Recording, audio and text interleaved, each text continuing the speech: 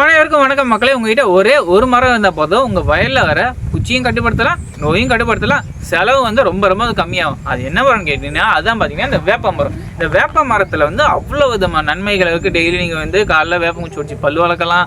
அதே மாதிரி அதில் வர பிசினை எடுத்து நீங்கள் வந்து தண்ணியில் கொஞ்சம் விட்டிங்கன்னா அந்த பிசினை எடுத்து கரைஞ்சதுக்கப்புறம் நீங்கள் வந்து நோட் புக்கில் ஒட்டி நோட்டை வந்து பேஜை வந்து ஒட்டுறது அந்த மாதிரி வேலையெல்லாம் கூட பண்ணலாம். இதை வந்து விவசாயத்துக்கு வந்து எப்படி யூஸ் பண்ணுறது அப்படின்னு பார்த்தீங்கன்னா, முதல்ல வேப்ப மர கொட்டைகளில் தான் பார்த்தீங்கன்னா நிறைய வந்து இப்போ ரெண்டாக பிரிக்கிறாங்க. அதுலேருந்து எண்ணெய் எடுக்கிறாங்க, அது வந்து புண்ணாக்கு எடுக்கிறாங்க, அந்த புண்ணாக்கை வந்து வயலுக்கு கொடுக்குறாங்க. அப்படி நம்ம அப்படி தனித்தனியாக கொடுக்காம முதல்ல வேப்பங்கொட்டையை நம்ம வந்து முதல்ல எடுத்துப்போம். முதல்ல வேப்பங்கொட்டையில் பார்த்தீங்கன்னா 18 விதமான அல்கலாய்டுன்னு சொல்லுவாங்க, அது வந்து இருக்குதுங்க. இந்த 18 விதமான அல்கலாய்டை நீங்கள் வந்து எண்ணெயாவோ அல்லது நீங்கள் வந்து புண்ணாக்காவோ பிரிக்கும் போது பார்த்தீங்கன்னா 10, 8ன்னு சொல்லி தனித்தனியாக பிரிஞ்சிடும். அப்படி அது பிரிஞ்சு போகாமல் 18 ஒன்றா நம்ம வந்து எஃபெக்டிவாக யூஸ் பண்ணோம் அப்படின்னா அதுக்கு சிறந்த வழி வந்து பார்த்தீங்கன்னா இந்த வேப்பங்கொட்டை தான். என்ன பண்ணுறீங்கன்னா முதல்ல அந்த வேப்பங்கொட்டை 1 கிலோ வேப்பங்கொட்டை வந்து எடுத்துக்கிட்டு அதை வந்து நல்லா இடிச்சிக்கிட்டு அதை வந்து ஒரு மாட்டு கோமியத்தில் ஒரு வாரம் ஒரு 5 நாள் கிட்டே ஊற வச்சுங்க.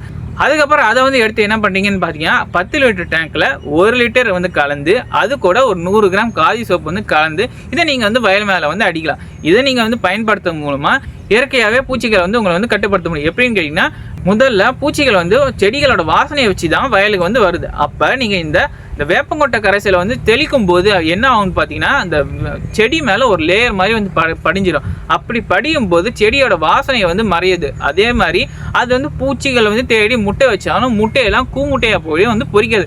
ஏன்னா வேப்ப மரத்தில் இருக்க அந்த வேப்பங்கொட்டையில் இருக்க 18 விதமான அல்கலாய்டு வந்து பூச்சியை வந்து ஒரே ஒரு விதத்தில் மட்டும் அடிக்காமல் போட்டு 18 இதையும் எல்லாம் கலந்து அடின்னு அடிச்சுக்கிட்டே இருக்கும்.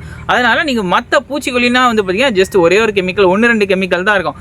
ஆனால் அதில் 18 விதமான கெமிக்கல் இருக்குது. இது 18மே வந்து அவ்வளோ எஃபெக்டிவாக இருக்கும். நீங்கள் வந்து சுலபமாக அதே மாதிரி வெற்றிகரமாக ஒரு இயற்கை விவசாயத்தை பண்ணுறதுக்கு இந்த வேப்பங்கொட்டை சாறு வந்து ரொம்ப ரொம்ப வந்து முக்கியம். சரி, இப்போ முட்டையெல்லாம் கூமுட்டாக போயிடுச்சு, இப்போ அதையும் தாண்டி முட்டையிலேருந்து பொறிஞ்சு புழு வந்து வந்துடுச்சு அப்படின்னு பார்த்தீங்கன்னா அந்த புழுக்கள் வந்து ஒரு நாளைக்கு தன்னோட உடல் எடையை விட, அதாவது 1 கிராம் இருக்குன்னா அதோட உடல் எடையை விட ஒரு நாளைக்கு 50 மடங்கு சாப்பிடணும்.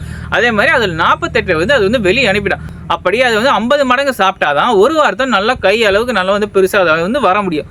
அப்போ இந்த வேப்பங்கொட்டை சாறு வந்து என்ன பண்ணுதுன்னா இப்போ அந்த புழுவால் சாப்பிட முடியாது, செடியை வந்து சாப்பிட முடியாத மாதிரி பண்ணிடுது. அதுக்கு மீறி புழுக்கள் வந்து இந்த செடிகளை வந்து சாப்பிட்டாலும் 50% சாப்பிட்டுட்டு 48 வெளியே அனுப்புதுன்னா, ஆனால் இங்கே வந்து பார்த்தீங்கன்னா 50 சாப்பிட்டு 50மே வந்து வெளியேறிடும். இல்லைப்பா அது வந்து சாப்பிட்டுட்டு கூட்டு புழுவாகவே போயிடுச்சு அப்படின்னாலும் கூட்டு புழுவிலேருந்து அதால் பூச்சியை வந்து வெளில வர முடியாது, கூட்டு புழுக்குள்ளேயே வந்து செத்துரும் இந்த வேப்பங்கொட்டை சாறு அடிக்கிறதுனால. இப்போ அதுக்கு அடுத்து பூச்சியாகவே வந்து வெளில வந்துட்டாலும் அதால் முட்டை போட முடியாது. ஜஸ்ட்டு வெளில சும்மா சுற்றிட்டு தான் இருக்குமே தவிர பயிரையும் சாப்பிடாது, முட்டையும் போடாது, அதனால் ஒன்றுமே ஆகாது. இப்படியே அந்த பூச்சிகளுக்குள்ள மலட்டுத்தன்மையை ஏற்படுத்துகிற சக்தி தான் இந்த வேப்ப மரத்துக்கும் இந்த வேப்பங்கொட்டைங்களுக்கும் உண்டு.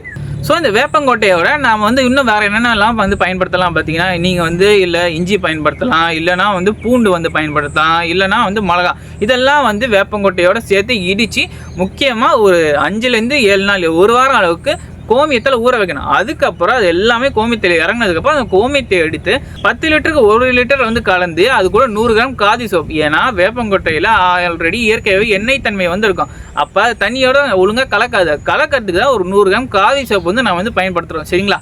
அப்போ நீங்கள் வந்து கலந்து இப்படி வந்து அடிக்கிறதுனால நம்மளுக்கு வந்து இவ்வளோ பெரிய பயன்கள் கிடைக்குது. உங்களுக்கு 10 பைசா செலவில்லை. இதெல்லாம் விட்டுட்டு நான் வந்து கடைக்கு போயே தீருவேன், பூச்சி மருந்து வாங்கி அடித்தே தீருவேன் அப்படின்னா அது வந்து பூச்சி மருந்துங்க. முதல்ல அது வந்து ஒரு உயிர்கொல்லி. நீங்கள் வந்து அதை அடித்து பயிரும் விஷமாவது அதை சாப்பிட்ற உங்களோட உடம்புலையும் உடல் உறுப்புகள் செயல்பாட்டில் குறைபாடுகள் வரும் இந்த பூச்சி மருந்தை நம்ம வந்து தொடர்ந்து எடுத்துக்கிறதுனால. அதே மாதிரி நிறைய இந்த மாதிரி நம்மளோட இந்தியாவிலேயே நார்த் சைடில் வந்து பார்த்தீங்கன்னா நிறைய பேர் இப்போ கெமிக்கல் ஃபார்மிங்கை விட்டுட்டு ஆர்கானிக் ஃபார்மிங்கை மாற்றிக்கிட்டு வராங்க. ஏன்னு கேட்டிங்கன்னா இந்த பூச்சி மருந்துனால தான். ஏன்னா அதை வந்து ஓவராக அடித்து ஓவராக பயன்படுத்தி அவங்களோட ஃபேமிலி மெம்பர்ஸ்க்கு நிறைய பேருக்கு வந்து கேன்சர் கேசஸ் வந்து அதிகமாகிட்டே வருது. அது மட்டும் இல்லாமல் லாஸ்ட் 1 இயரில் மட்டும் more than 10,000 கேன்சர் கேசஸ் வந்து ஒவ்வொரு நார்த் ஸ்டேட்லேயும் வந்து பதிவாயிருக்கு. இதை நம்ம வந்து தடுக்கணும் அப்படின்னா நம்மளுக்கு ஒரே வழி இயற்கை தான். அதே மாதிரி நம்ம எவ்வளோக்கு எவ்வளோ இயற்கையாக போகிறோமோ நம்மளோட நலனும் நல்லாயிருக்கும், நம்ம குடும்ப நலன்கள், நம்ம ஃப்யூச்சர் அதாவது நம்மளோட வருங்காலமும் வந்து நல்லாயிருக்கும். ஸோ இதே மாதிரி உங்களுக்கு என்னென்ன சந்தேகங்கள் இருந்தால் கமெண்ட்டில் சொல்லுங்கள். இதே மாதிரி உங்களை அடுத்த வீடியோவில் நிறைய விஷயங்களோட சந்திக்க. நன்றி, வணக்கம்.